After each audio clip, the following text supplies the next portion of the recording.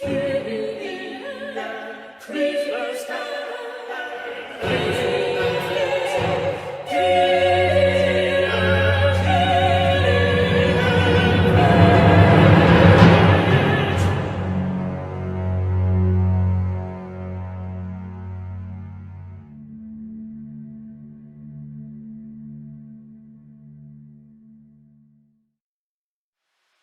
danced together, ceaselessly, for hours or days, and in wild delirium, the dancers collapsed and fell to the ground exhausted, groaning and sighing as if in the agonies of death.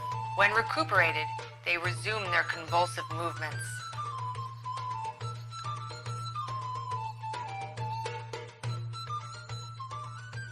There's been a rise in symptoms of Tourette syndrome, mostly among teen girls. And the social media app TikTok might be to blame. We were receiving up to 17 referrals a week for young people who had suddenly developed tic-like behaviors. There's been an influx, a huge influx over the past year. Hi, as most of us know, fuck off. I have Tourette's. When I started watching some of the videos, I'm like, I have like 5 kids who are doing this exact tic. Sit. Fuck. It used to be called mass hysteria, and there are famous cases of it in centuries past. First known as mass hysteria, it can manifest itself as a contagious group behavior.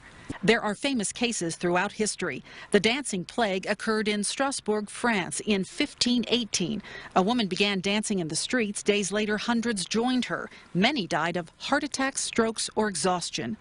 The Tanganyika laughter epidemic happened in a small African village in 1962. Children in one school began laughing, and it spread throughout the area.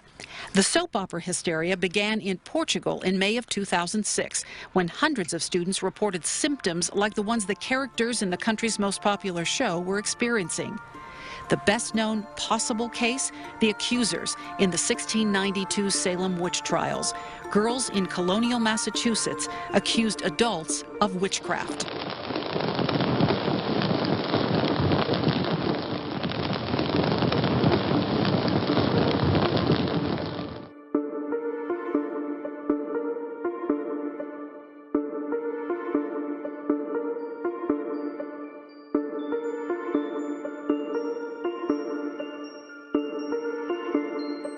Now to the rise in teens on TikTok who are self-diagnosing themselves with rare mental health disorders that they probably don't have after watching videos on the social platform. Those videos have been viewed hundreds of millions of times on TikTok. Hi, I have DID and today is our birthday. So I went to Goodwill and I got a bunch of stuff for everybody and I'm going to show you guys. I have like 30 people living in my brain and everything I do belongs to us as a group. No idea how many Dorman altars we actually have. I'd have to ask like a gatekeeper or something. As TikTok users post more and more of these claims to various disorders, there are some concerns for clinical psychologists. We're joined right now by Dr. John Duffy. How worried are you about this latest trend? I have to tell you, Adrian, I am quite worried about it. You have to keep in mind that kids are super suggestible. Their body, their choice, as long as they're not hurting anybody else. Cutting off your fingers for aesthetic. Today I'm going to talk to you about something that nobody talks about and is not in the symptoms in the DSM for bipolar disorder. Now raise a hand if you started to lose feelings for someone you're romantically interested while in a manic episode. Self-diagnosis does increase the danger of both symptom amplification and minimization. What can happen is what we sometimes refer to as a horoscope effect. It's when you read symptoms online and you feel really connected to it, so much so that you believe that you must now have that particular diagnosis. With my girl Drew, Cameron D and Destiny, Charlie's Angels, come on. Whenever you have anything come out, and even if it affects just a potentially small portion of the population, just hearing about it over and over and over again can make it seem like it's much more real and much more true. Kids now will tell me that they will sit and watch videos about dissociative identity disorder or bipolar disorder or borderline personality disorder for hours on end. And when you do that, you're really indoctrinating yourself. I'm cisgender, the majority of my headmates aren't, and we've decided to transition. Which means that as happy as I am for the men in my system, I am about to have to watch myself go through the wrong puberty. Okay, I believe you. I'm currently eating sushi. I wonder what this link could possibly lead me to. Who painted the Mona Lisa? Nothing bad ever happened to the case. Very young. What? No. Da Vinci?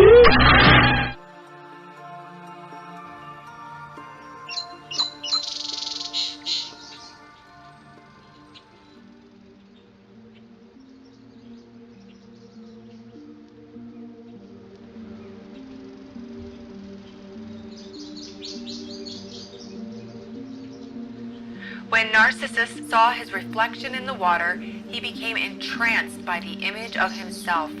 Unable to obtain the object of his desire, he died right there on the banks of the lake from sorrow.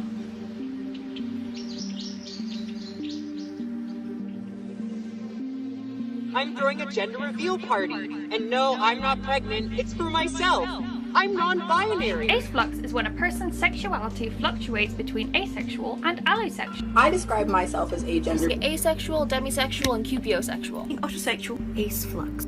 Neuroqueer. Gray sexuality. Non-asexual aromantic and allosexual aromantic. Actually, I'm gender fluid. Oh, okay. Meaning their gender sort of fluidly changes between masculine and feminine and agender or as an aspec micro. Dexter is a gender identity that's similar to being a girl, but it's on a completely different plane from the binary gender of woman. Gender flawn means that I live on the gender fluid spectrum, but I never identify as female. I'm just not a man and just not a woman, but my gender is hard to define beyond that. It's just definitely queer. I think that I would like validation for my gender identity. Gender is a social construct. This is scientifically proven. Therefore, anything can be a gender because we made that fucking bullshit up. My favorite label right now is genderqueer, and I'm also definitely questioning, but other words I'm experimenting with are non-binary, gender expansive, gender fluid, and demi-girl. I am a gender fluid, trans, femme, pan-romantic, great ace, white passing, Japanese first. I'm non-binary, and I feel like bun perfectly encapsulates the balance of my masculine and feminine characteristics. Neurodivergent trans people don't owe you an explanation for their existence. I am a white transmasculine femme non-binary, temporarily mostly able-bodied, neurodivergent, obsessive-compulsive, chronically ill, culturally Jewish, Unitarian Universalist, non-monogamous, demi-low romantic, gray demi-bisexual, survivor of acute and complex trauma, millennial, and cat parent in mental health.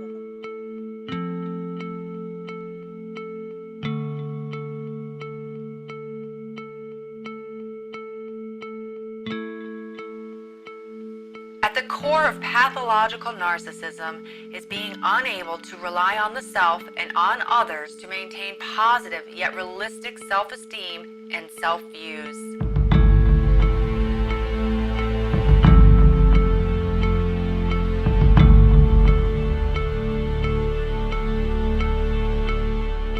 I'm dropping the he, and my new pronouns are they, them, theirs. Hi, my name's Jasper. I use they it pronouns. Hi, my name is Liana. I use they demon pronouns. Do you see this person next to me? E is my friend. Her name is Venus. I heard Z runs a shop by Zercel. Her name is Ren. Z is gender fluid. Me went to the market with near friends who love and V also goes by they, them pronoun. Love that for Zed. It didn't have to dress itself up for my party, but it looks great, so I'm not mad. I just want to let Glint know that Thon is valid, that ver pronouns are valid. It should be really proud of itself for trying on these new pronouns. I know I'm proud of it. I love Demon very much, and I hope Demon loves Demon's self too. That forgot that's M&M's. It belongs to Frog. It's Frog's self. Gender fluid means my gender changes depending on the day or week, or even depending on the hour. Since I use she, they pronouns, I want you to use both of them interchangeably. So like in a sentence, you would say, she's so sweet and I like their hair. So you're using both pronouns to talk about that person. When people ask me what my pronouns are, and I'm like, yeah, they or she is fine, it's true. But when someone uses they for me, I feel like flooded with warmth. And when someone uses she for me, I'm like, I exist, I've been perceived. So it's fine. especially if you're queer. But if you a straight person, I'm not a she to you. I don't abide by gender. I'm fucking built different. Sometimes I'm like, I'm not actually non-binary. I'm making it up for attention. How do I know what pronouns to use for you and other gender fluid people? We all express them differently, but personally I express them through color-coded bracelets. Pink means she, her, yellow means they, them, and blue means he, him. This does not feel like making it up for attention. Now you're non-binary when you said last year you're transgendered? Well, yeah, at first I thought that was my only option. I didn't feel like the gender I was born with was my only gender, and non-binary people do fall under the transgender umbrella.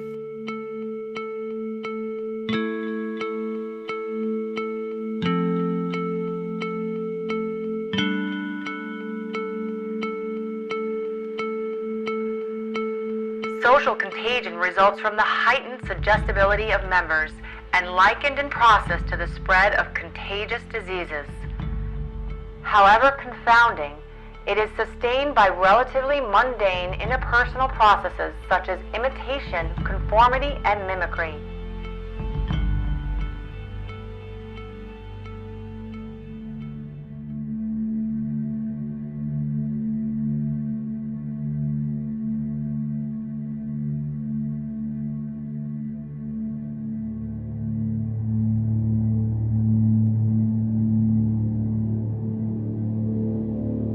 Being trans is somewhat of a subjective experience. So I think that young people can, by focusing and spending time ruminating over and watching videos and reading materials about gender identity, can start to feel more and more and more as though that particular diagnosis of gender dysphoria really fits their experience.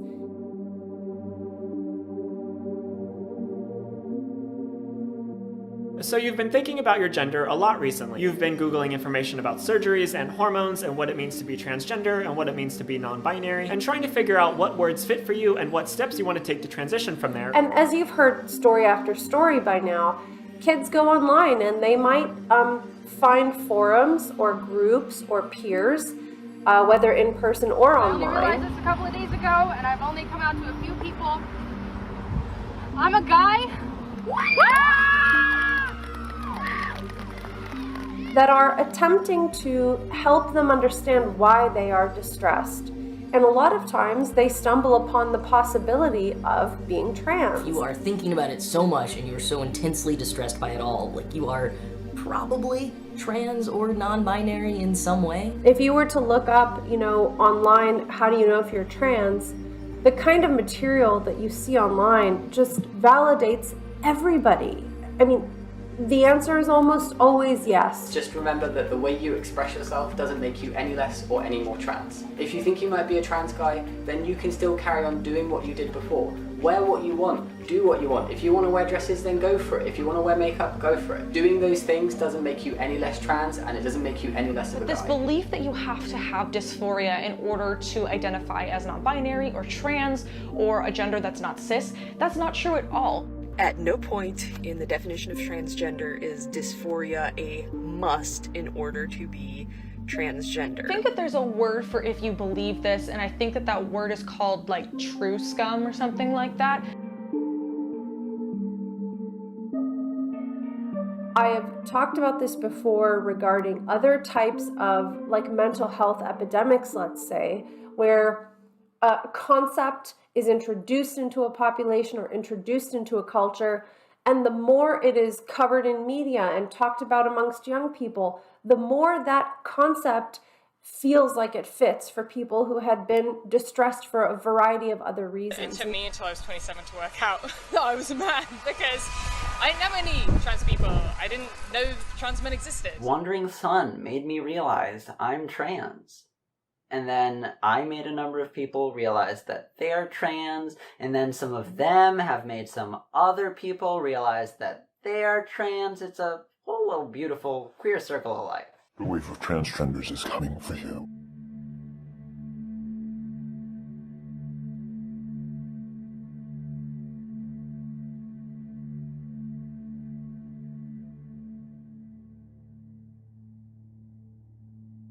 Desire to be thin, it is hard to escape, especially in a social media-driven world.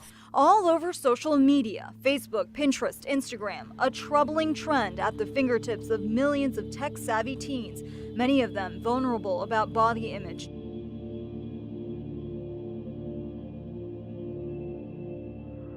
They even offer up pro-ana influencers who offer themselves as coaches. The groups are disguised as healthy eating communities where young women encourage each other to fast, purge, and lose weight. They do this by using thinspo of stick-thin images and meanspo, where they bully each other by telling them they are fat.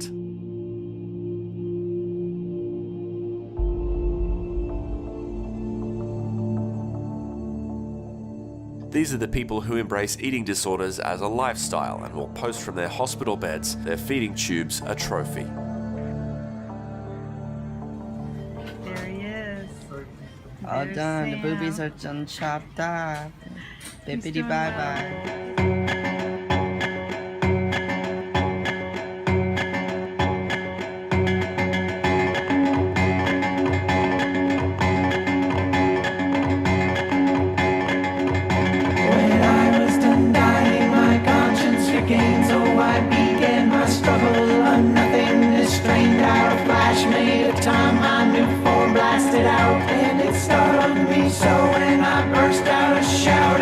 My legs ran frantic like birds from a nest, and I ran until drained, leaving no choice but rest. So I fell asleep softly at the edge of a cave, but I should have gone deeper, but I'm not so brave. And like that I was torn out and thrown in the sky, and I said all my prayers deep, 'cause surely I'd die. And so I was smashed into earth, into dirt. Now my skin did exist. It looks so good. I'm really happy. Yeah. It's hard for me to look at it because this makes me so emotional. It's so exciting.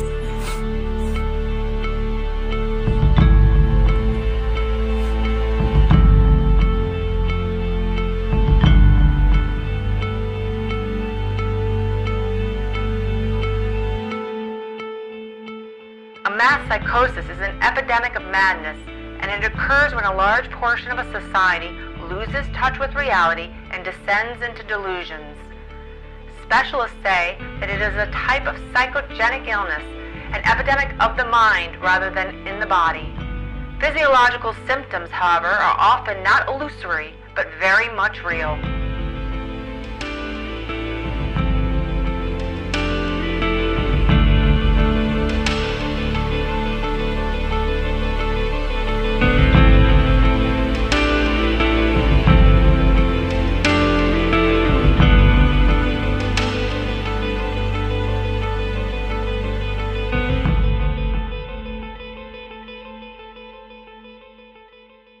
At least 33 states across the country have been in the middle of debating transgender issues in state legislature. Seth, can you tell us about gender-affirming care and what's at stake for these kids if the law goes into effect?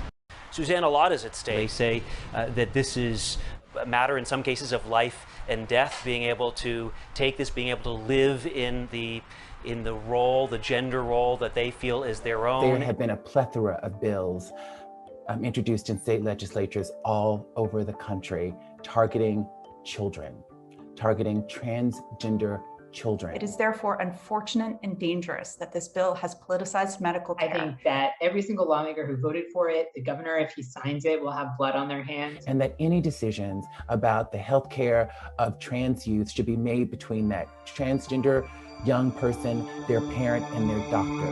The government has no place in these decisions.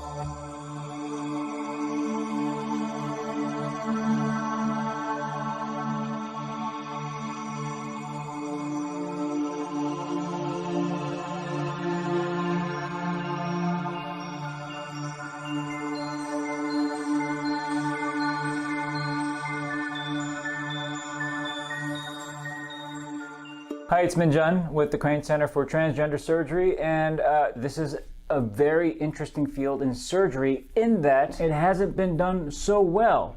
In other words, there's a lot of improvement to be made. Hi, Dr. Tony here. Today we're going to talk about a partial tetus deletion. Answering some of your questions about this very popular procedure. What is the perfect age to have top surgery? My youngest patient was 15. My 14-year-old identified very, very young. Here is a list of terms that I've heard used by other trans masks to refer to the procedure. Remove the boob. Divest the chest. Eat that teat. Get rid of that titty. Arrest the breast. Control-Alt-T-Teat. Transitioning is an incredibly personal journey, and what may be affirming to one patient is not necessarily affirming to another. I have many non-binary patients. They're not fully masculine, and they don't want a full mastectomy, and I can assure you there's a plethora of different operations that can help you achieve the goals that you want. And the question is, do I have to have nipples after chest reconstruction? I have several patients that have elected not to have nipples, and they have a multitude of reasons. But whatever the reason, doesn't really matter. It's your body. Or if they want nipples in the shape of a Christmas tree or the Star of David, we're happy to accommodate your needs. Whatever you want, we can do. Squares, diamonds, stars, rainbows, horseshoes, frosted Lucky Charms. I know what you've been looking for, and you are really in luck, because we just got one of those little darlings left, and a really unique color. There's basically every option you could dream of. These surgeries are highly customizable. You can get or lose any body part that you need. Some people just get a new penis and nothing else. Some people might get the whole package, but keep their vaginas.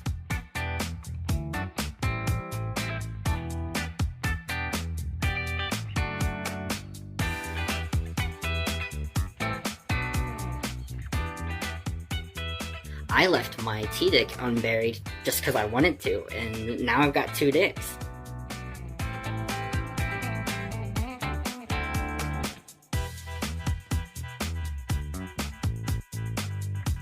Bottom growth hurts. Like a lot.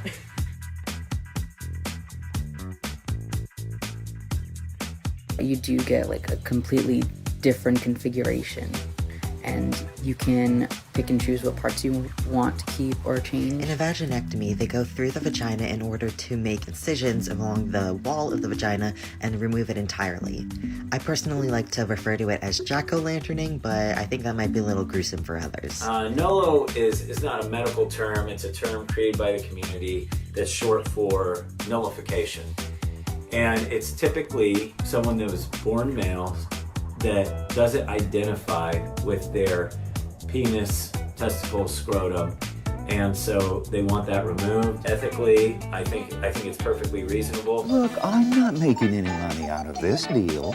If you view your phalloplasty as a Ferrari, we just built you from scratch. A fistula or a stricture repair, it's another surgery, it's another 2 weeks with a suprapubic tube, but it's like changing a tire out on your Ferrari. It doesn't mean you've totaled the Ferrari. That ain't our real price, and that ain't either. That's our regular price. Our real price looks up like this, except when we're feeling really good, and then...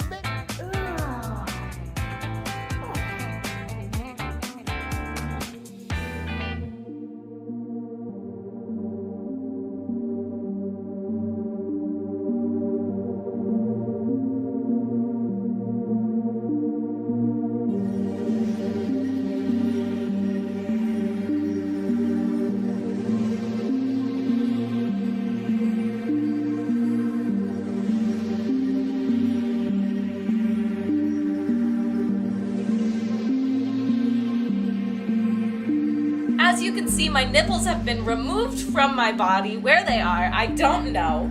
I am experiencing phantom nipple, or somebody has my nipples and they're pinching them and they won't let go. So if you have my nipples, just let go.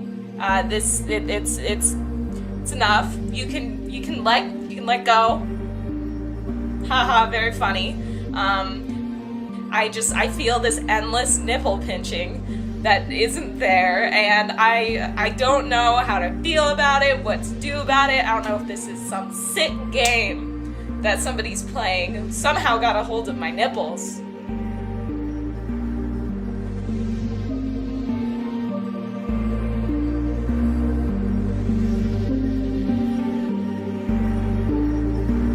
I will perform transorbital lobotomy on 10 patients within an hour. In the 1930s, a new brain surgery, like the one portrayed here in the movie Francis, was brought to the United States, the lobotomy. Only a little more dangerous than operating to remove an infected tooth. It was performed on mentally ill patients all over the country, Lobotomy gets them home. hailed by the media as a miracle cure. Life magazine, the New York Times, Time magazine, they loved it. Lobotomy was felt to be mainstream science. It wins the Nobel Prize. But more than 40,000 surgeries later, the brutal truth about lobotomy would come to light. They were basically going in and mushing around brain tissue, and unfortunately, in many cases, leaving patients worse off.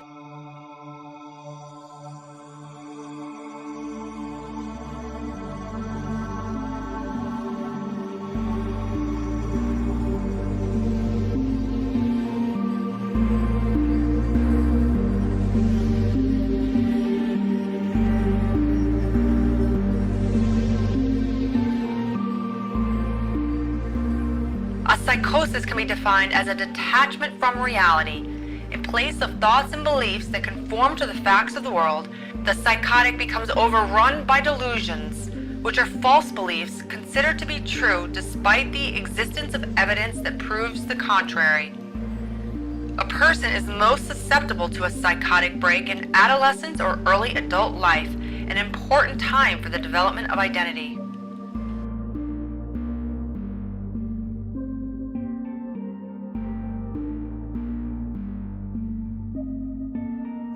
When and if I get phalloplasty in the future, I expect a pee-pee party. Meaning, I want pee-pee balloons. Balloons that look like big pee-pees. I want a cake. I want a pee-pee cake. I want a cake with a big pee-pee on it. And when I rub it, white icing comes out of the top of it. I want a pee-pee cake. Okay. And I want to be on a throne, naked. And I want people to look at my brand new pee-pee and admire how beautiful my new pee-pee looks. That's what I want. Not a stupid question at all.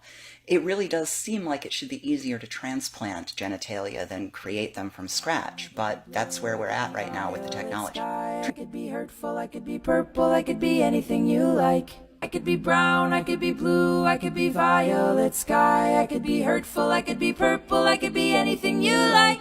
I could be brown, I could be blue, I could be violet sky. I could be hurtful, I could be purple, I could be anything you like.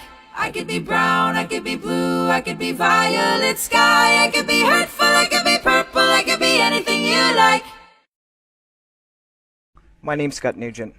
I'm 47 years old.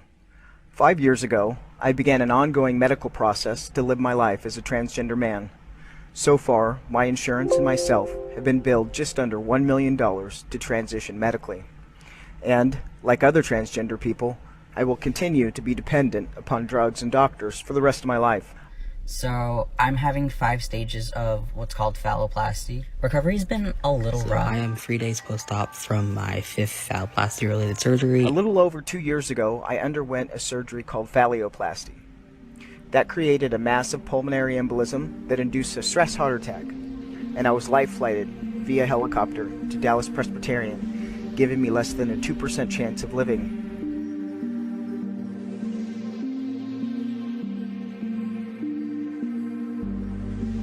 I'm a trans man who had phalloplasty, and I had life-threatening complications. I was in an ambulance and would spend the next 12 hours in the emergency room unable to breathe on my own. My blood oxygen was at 86% and dropping. I was in acute respiratory failure by the time an ICU room opened up for me. Stage 1 for me consisted of vaginectomy, scrotoplasty, urethral lengthening, clitoris release. I had 2 catheters. I spent the next 3 weeks in the ICU for 10 plus blood clots in both my legs, my pelvic area, and both of my lungs. A clot developed in my left leg artery so fast and for so long that they were worried I would have to have it amputated for lack of blood flow. pulmonary embolism in my lungs was the most serious, and if I waited any longer, I probably would have died in my sleep. I had another surgery to fix my arm. I had arm reconstruction surgery to fix a protruding ligament that was sticking out of my arm. But it was too late, and my arm is now handicapped for life. So essentially I had what was called a urethral diverticulum, which was a pouch that had opened up where my original anatomy was. I have a urethra fistula, which means that there is an opening in the urethra that is causing it to come out in another location in which it should not. Now, 1 year post-op, I'm still peeing out of several different orifices. So basically, when they did some testing after I had surgery, they realized I had a fistula between my urethra and my rectum. I had this colostomy done to fix the fistula, and they gave me this colostomy bag, aka I'm currently pooping into a bag. Although you can find a transgender surgeon on every corner to conduct surgery, none will want to fix your problems. I just feel like these surgeons don't give a fuck. This colostomy is like ruining my life. Like, I don't want shit in the bag. I don't want to fart in the bag. I also learned that the surgeon that I went to, Dr. Curtis Crane, had 9 medical malpractice cases against him in California. I can't think of a patient that regretted their transition in my practice. I've probably seen 2,000 patients in 8 years, and I can't think of a patient that's regretted surgery.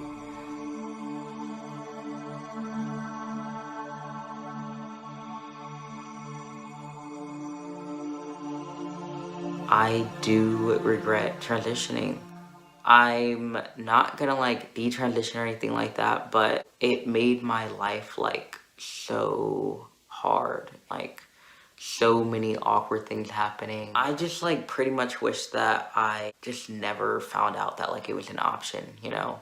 Like I said, I don't know what I was expecting, but it sure as hell wasn't this. I don't think people talk enough about how absolutely terrifying this surgery is. And I wish I hadn't done this. I just kept going, I want to go home. I want to go home. This was a mistake. I don't want to be here. And I wish I hadn't done this. It's just not worth it. I thought that I would have this surgery and I would be so happy, that I would love my body, and that, not for nothing, that dating would be easier because I wouldn't have to out myself in regards to why I don't have the right genitalia. But then I realized no matter how many surgeries I get, I'm gonna always have to out myself because I can't produce kids. My genitalia don't work the way a cisgender man's genitalia would work. Yeah, it was scary to think that I regretted what I had done. Because I put so much money and time and effort into this, and knowing it's irreversible and permanent, and there's no going back.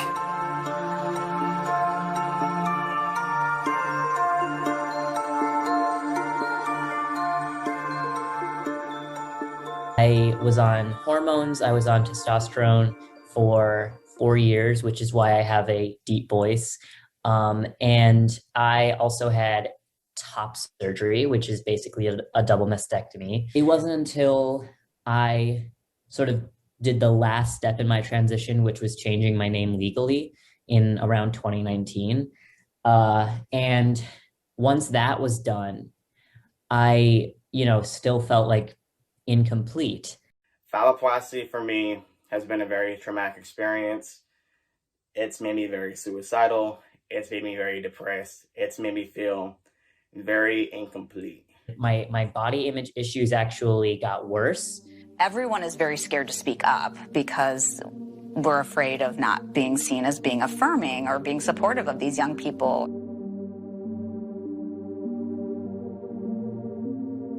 Psychotherapists are now bound, as far as I've been able to determine by examining the law, to adopt precisely this gender-affirming position. Yes, a sword of Damocles hangs over professionals' heads now. They are told that they could lose their license if they don't immediately affirm the adolescent, no matter what her other mental health problems are, and immediately go along with facilitating her transition.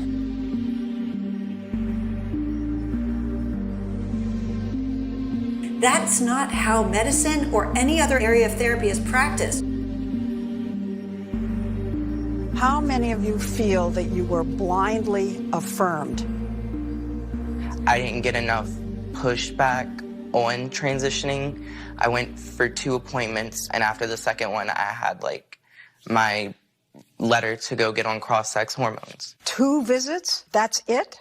All 4 tell us they learned about transitioning on the internet, where there are transformation videos on YouTube, trans influencers, and forums. I started out as an ally, and then eventually, over just the course of a few weeks to a few months, maybe 2 months at most, I was already starting to identify as transgender. So very rapid, very socially influenced. A lot of people knew me online as a trans influencer. That was kind of a big part of my identity. There seems to be a sudden rise in these teenage girls who are subject to peer influence and social media influence, deciding they're transgender, and there are no medical safeguards for these girls. There's no means right now, and no one determining whether they actually have the correct diagnosis before proceeding to treatment. I had a few friends in high school. My best friend identified as trans. My other best friend identified as trans. One of my other very close friends identified as trans, and they've all since detransitioned or desisted.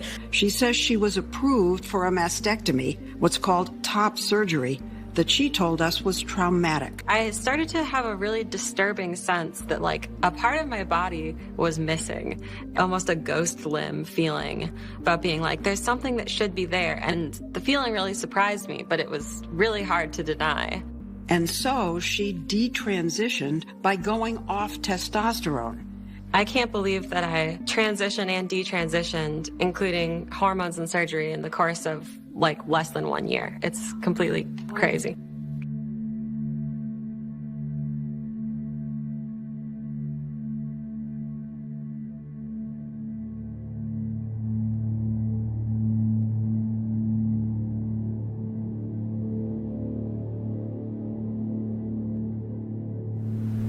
When you said, when I asked how you were doing, you said I'm upset just now. What was the most upsetting? You and the other 3 gender therapists I've seen are, in my opinion, harmful charlatans, effectively.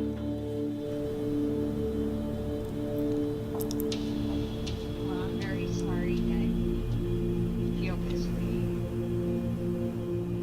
And I feel like I've been hurt by you and by the other gender therapists who have allowed me to stay on this path for over 2 years.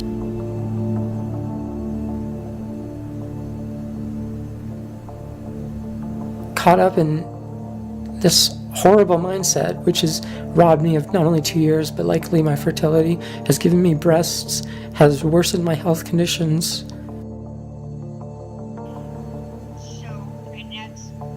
I'm sorry that that's how you feel. Well, it's just the truth. I mean, you've done nothing for me, except just allowed me to dance around in this delusion.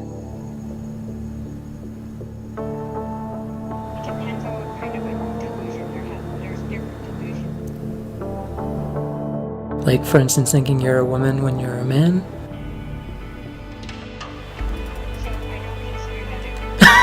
How do you not consider that a delusion?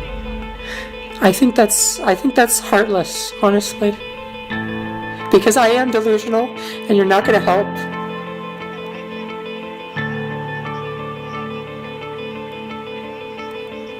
It's your fault. It's all 4 of you. It's this whole profession. It's this whole thing. I am delusional and you're not helping.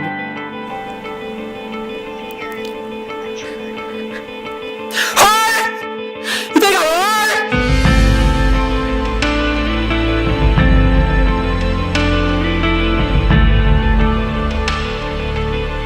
Some people who are mentally ill need to know what's real.